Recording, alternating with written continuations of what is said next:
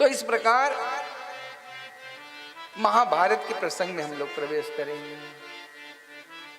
क्योंकि राजा परीक्षित की कथा, जिसकी कथा हम लोग सुन रहे हैं, वो आने वाले हैं। यदा मृदे कौरव संजयाना वीरो सरसे वीरगतिं गतेषु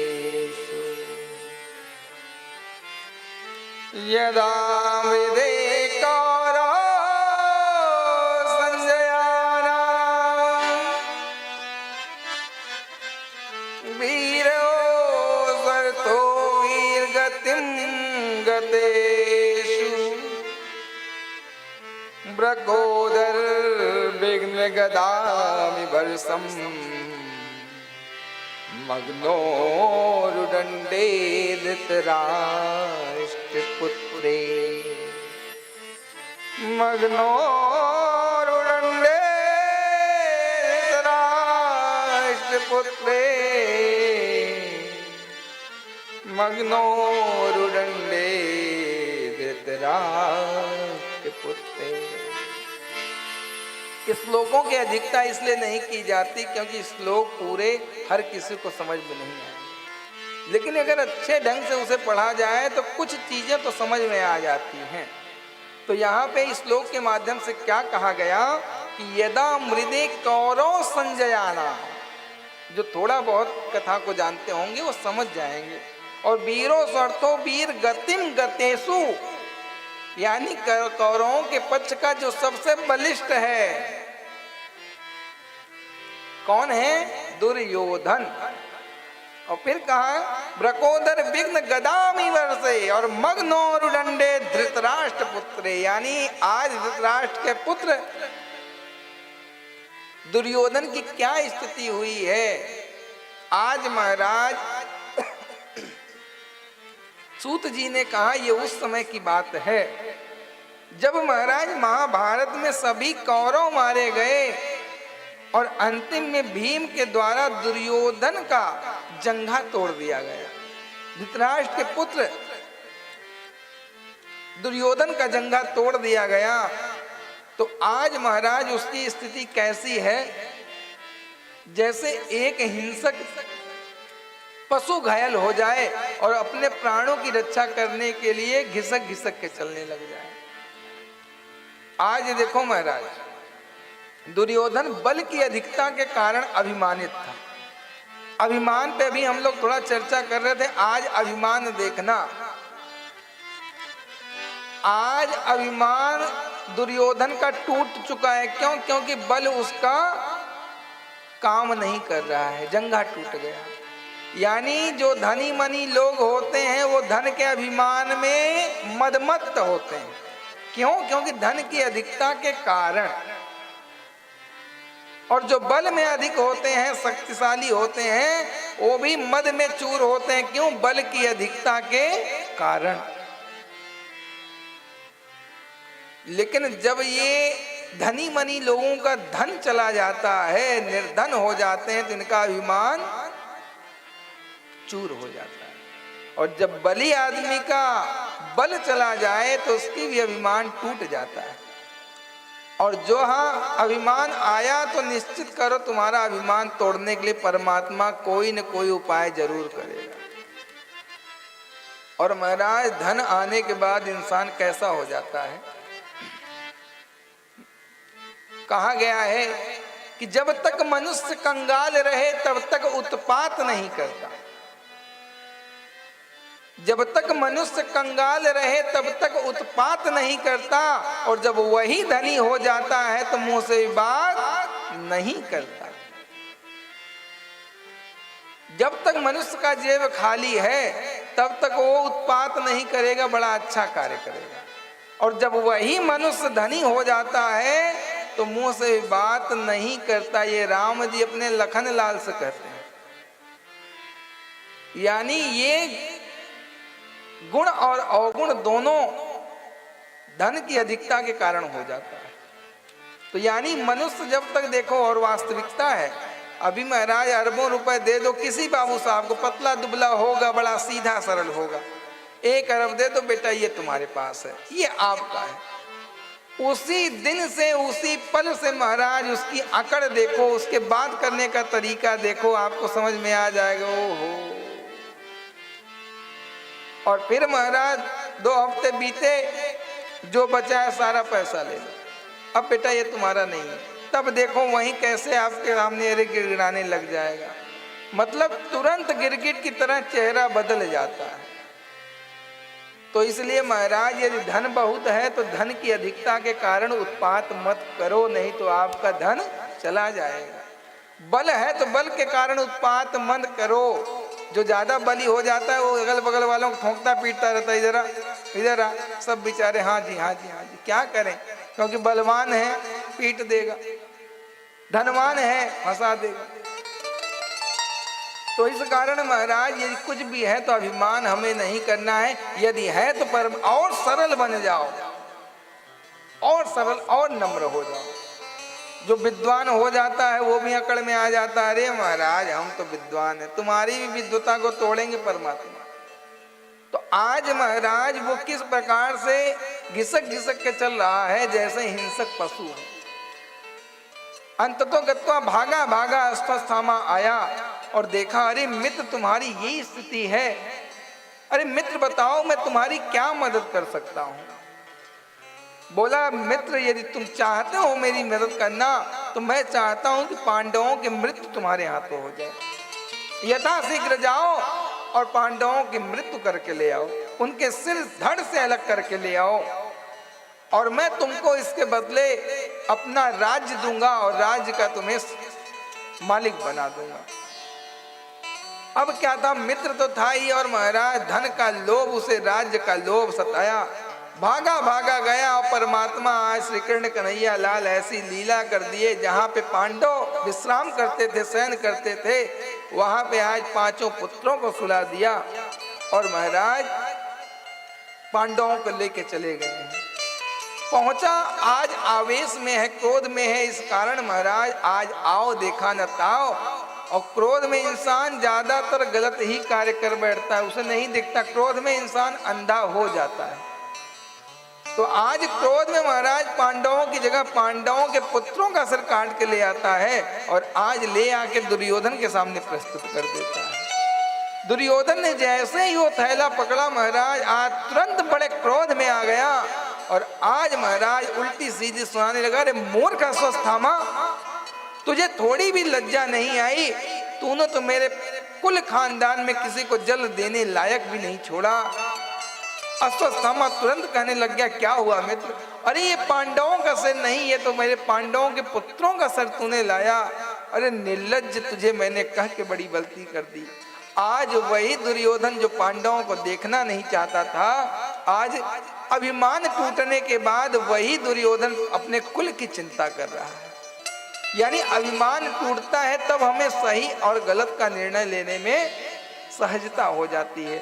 आज इतना दुष्ट है जो सुई के नोक के बराबर भी नहीं देना चाहता था बिना युद्ध के, आज महाराज उसी कुल खानदान की रक्षा के लिए रुदन कर रहा है। और रुदन भी इस तरह नहीं महाराज, रुदन उस तरह से कि रुदन करते करते उसी के मलाल में महाराज मृत्यु को चला जाता है, मृत्यु प्राप्त कर लेता है, अपने प्राणों को दे देता है। आज वही दुर्योधन है, स्थिति बस बदली, अभिमान टूटा, दुर्योधन के शब्द बदल गए और अभिमान था तब भी दुर्योधन के शब्द बिगड़ गए थे महाराज। इसलिए हमें आपको इन प्रसंगों से सीखना है कि अभिमान सही नहीं है। ये बातें बिल्कुल हमें जानने योग्य हैं। और आज महाराज कथा को थोड़ा आराम से हम लोग छलांग लगाते हुए पहुंच जाए, नहीं तो पहुंचना बड़ा मुश्किल है।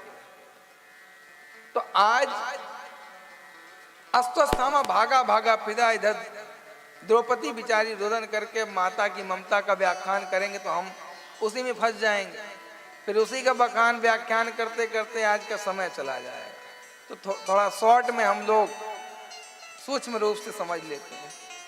यद्यपि पुत्र के जाने के बाद माता की स्थिति क्या होती है एक माता ही समझ सकती है। जिसके एक पुत्र जाते हैं उसकी स्थिति समझ लो, और जिसके महाराज 5-5 पुत्र चले गए हैं उसके मन की स्थिति एक माता ही समझ सकती है।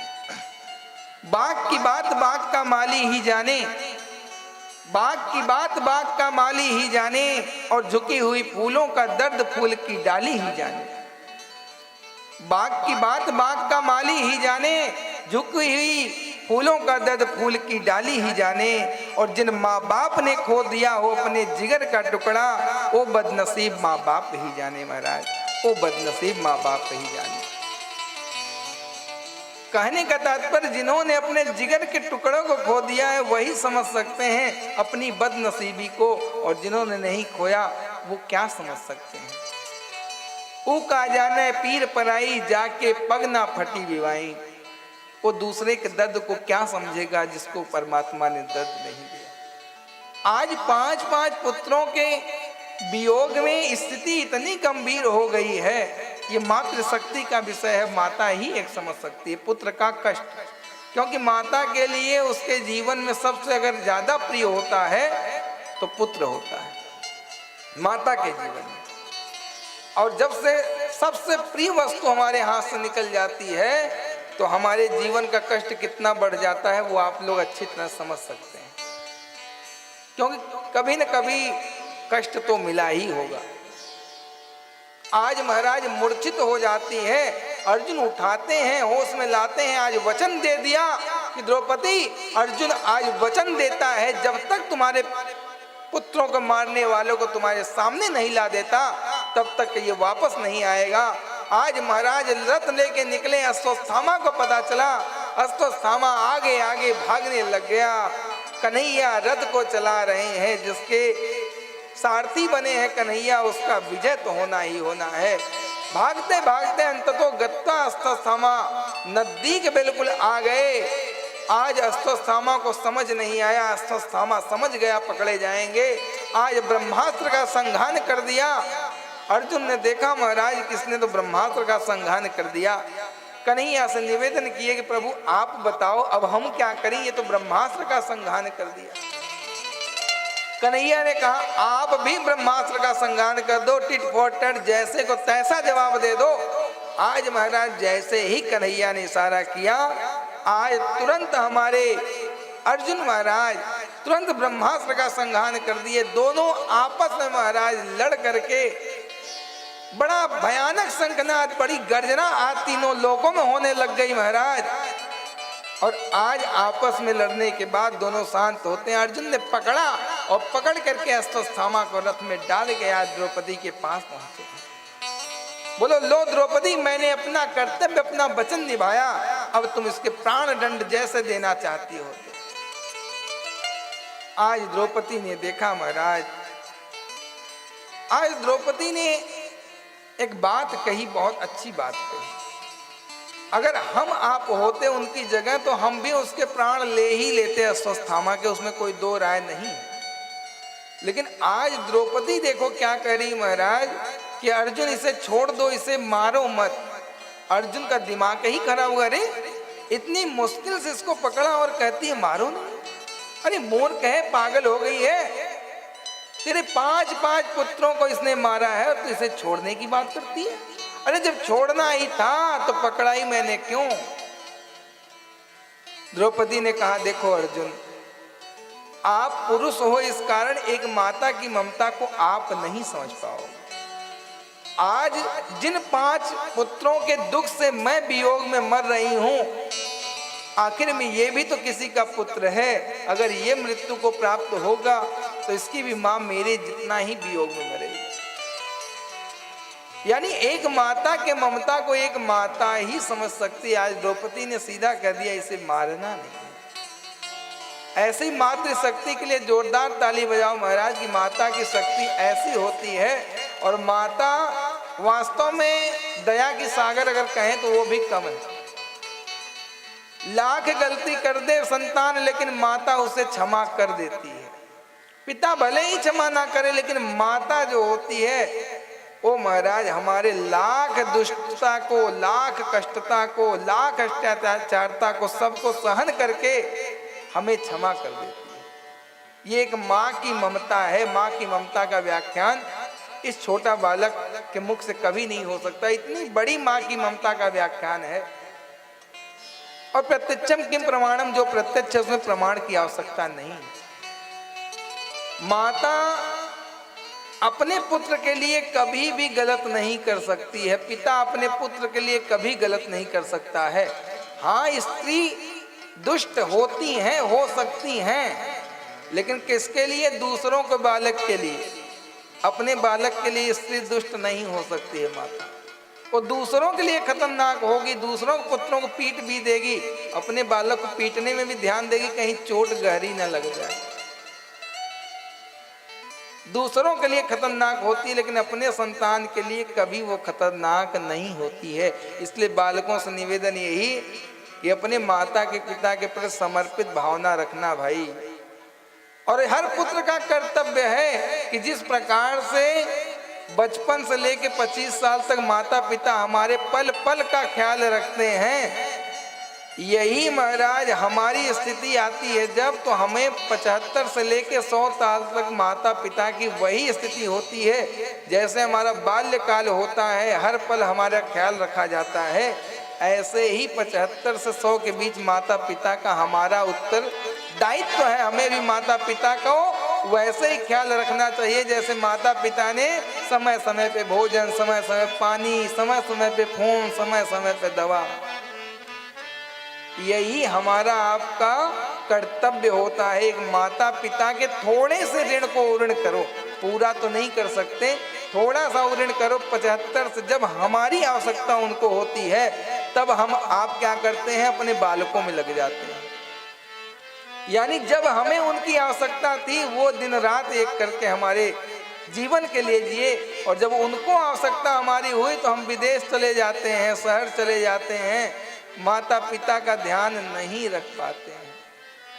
तो ये निवेदन यही है कि 25 साल तक माता पिता जैसे निर्वहन करते हैं, वैसे ही हमारी एक प्रकार से जिम्मेदारी ही है, कर्तव्य है कि 75 से 100 साल तक जब भी उम्र छोड़ो, जब भी उन्हें हमारी आवश्यकता पड़े, तो हम उनके लिए वैसे ही तैयार रहें जैसे वो हमें जीवन काल में सिखाए हुए। लेकिन ये स्थिति बन नहीं पाड़ी। क्या करें महाराज, आर्थिक युग हो गया, अर्थ के कारण लोग बदल रहे हैं। तो यहां महाराज माता ने, द्रौपदी ने छोड़ दिया। अर्जुन का दिमाग खराब हो गया, क्योंकि बड़ी मेहनत करके पकड़ के लाया है, ब्रह्मास्त्र का संघान करके। अर्जुन समझ गए कि इससे पूछना बेकार है, व्यर्थ है। क्या करें? अर्जुन ने देखा सारथी हमारा खड़ा है कन्हैया। ये कोई भी ऐसा महाराज प्रश्न नहीं है जिसका उत्तर नहीं, हर सवाल का जवाब अगर कहें वो भी कम पड़ जाएगा। कन्हैया क्या है? हर सवाल का जवाब। बोले कन्हैया ठीक है, आप बताओ अब क्या करना उचित होगा। तब उससे पूछा इसका क्या करें? द्रौपदी तो छोड़ने की बात करती, आप तो देखे हो ब्रह्मास्त्र चला के लाया हूं। कन्हैया मुस्कुराने लग गए, बोले बताओ कन्हैया क्या करूं? कन्हैया ने देखा कि ये ब्राह्मण है, इसको मरवा दूं तो भी ठीक नहीं है, ब्रह्म हत्या लग जाएगी, और ये दुष्ट भी है, आताताई भी, अगर इसको छुड़वा देता हूं तो भी महाराज बात बनती नहीं। तो कन्हैया ने यहाँ क्या सिखलाया कि ब्रह्म बंधुन न हंतव्यम आताताई वदारहणम। कन्हैया ने कहा कि ब्राह्मण को मारना नहीं चाहिए और आताताई को छोड़ना नहीं चाहिए। अर्जुन सर पे हाथ रख लिए कि महाराज ये ब्राह्मण भी है, आताताई भी है। अब आप इधर कहते हो ब्राह्मण को मारना नहीं चाहिए और उधर कहते हो आताताई को छोड़ना नहीं चाहिए। अरे महाराज सच बताओ, करना क्या है इसका? कन्हैया समझ गए तो बताए, देख बेटा जो मैंने कहा वो बिल्कुल सत्य है, ब्राह्मण को मारना नहीं चाहिए, आताताई को छोड़ना नहीं चाहिए। अर्जुन ने कहा ये दोनों है, तब क्या करें? बोले देखो ब्राह्मण की मृत्यु कब हो जाती है, बड़े ध्यान से सुनना। अगर भरे समाज में उसे अपमानित कर दिया जाए तो ये जो ब्राह्मण का एक प्रकार से भरे सम्मान में अगर हम अपमान कर दें, अपमानित कर दें, तो ब्राह्मण की मृत्यु उसी क्षण हो जाती है। ब्राह्मण का अपमान अगर कर दो और समाज में, तो ब्राह्मण की मृत्यु उसी को मान ली जाती। शास्त्र से ही प्रमाण करता है। तुरंत समझ गए महाराज अब मारना भी नहीं है लेकिन दंड देना है, आता था। ये तुरंत आज जो उसके मस्तिष्क पे मड़ी थी निकाला और महाराज धक्के मार के आज भगा दिया। जैसे ही अश्वत्थामा गया, अब तो इसके मन में महाराज क्रोध की ज्वाला और भड़क उठी। कहा घबराओ नहीं अर्जुन, मन ही मन सोच रहा है कि मैं तुम्हारे कुल खानदान को आगे बढ़ने नहीं दूंगा, ये मेरा संकल्प है। अश्वत्थामा संकल्प लेके बैठ गया। आज राज्य दिला करके जाने लगे। जैसे ही रथ पे आज बैठे महाराज निकल ही रहे थे, तब से पीछे एक स्त्री बड़ी जोर से विलाप करते हुए, रोते हुए दौड़ी दौड़ी आ रही है और कहती है क्या? पाही पाही महायोगिनी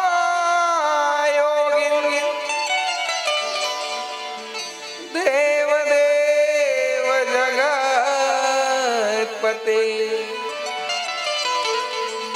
पाही पाही महायोगिनी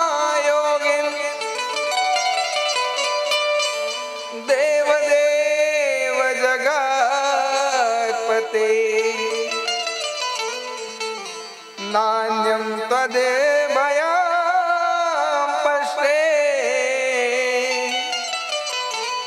यत्र मृत्यु परस्परम्, यत्र मृत्यु परस्परम्। बड़ी जोर से विलाप करते हुए आ रही पीछे से कन्हैया रथ पे पांव ही रखने वाले थे। पाही पाही महायोगिन देव देव जगतपते, नान्यम तद भयम पश्ये यत्र मृत्यु परस्परम। बार बार मैं आपके सामने अन्य विनय करती हूँ, हे जगतपति, हे जगत के मालिक, हे कृष्ण कन्हैया लाल, आपसे निवेदन है कि आप मेरे गर्भ की रक्षा करें। मेरे गर्भ के पीछे पता नहीं कौन सी ये चिन्मयी अग्नि आज प्रज्वलित होके पहुंच रही है, और हे परमपिता इस गर्भ की आप रक्षा करें, क्योंकि आप पांडव कुल के पालनहार हैं। कन्हैया ने देखा कि अश्वत्थामा पुनः अपने अत्याचार को बढ़ा रहा है।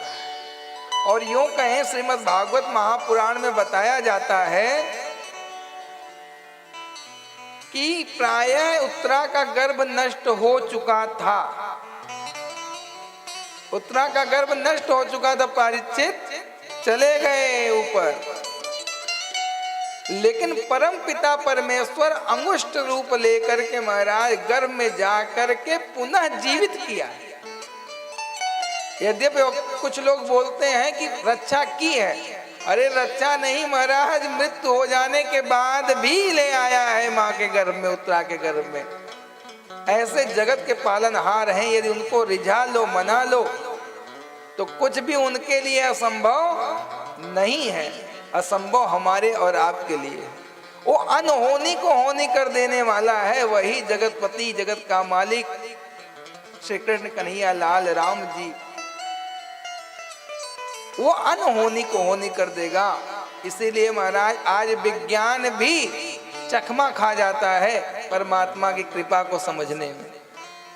उनकी कृपा को समझ पाना इतना आसान नहीं है। अब महाराज रक्षा करके पुनः चलने लग गए कि ठीक है भाई, ये तो बड़े मामला गड़बड़ है, अभी हम कितने दिन हो गए द्वारिका छोड़े हुए, भी पहुंचे ही नहीं। पुनः महाराज जाने लग गए और फिर पुनः पांव रख ही रहे हैं, तब तक महाराज पीछे से आज चिल्लाती हुई दूसरी स्त्री आ गई। अब ये कौन है महाराज? कुंती बुआ है। कुंती बुआ आई तो बड़ी जोर से आज वो सारी लीला कन्हैया की जानती, बड़े प्रेम से बोलती है। पहले वाद विवाद जो होते थे वो संस्कृत में ही होते थे। कुंती बुआ बड़ी अच्छी स्तुति करती है। कृष्णाय वासुदेवाय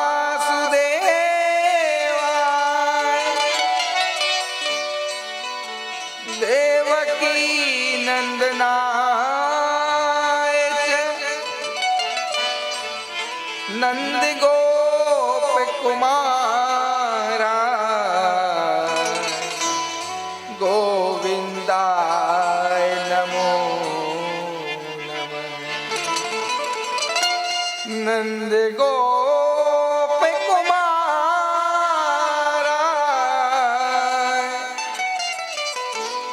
गोविंदाय नमो नमः। गोविंदाय नमो नमः। कुंती आ गई और कहती है कृष्णाय वासुदेवाय देवकी नंदनाय च और नंद गोप कुमाराय गोविंदाय नमो नमः। बड़े प्रेम से कहती है अरे कृष्ण कन्हैया लाल, देवकी के पुत्र, नंद के पुत्र श्री कृष्ण कन्हैया लाल, आपकी बार बार जय हो, आपको बार बार प्रणाम करती हूँ।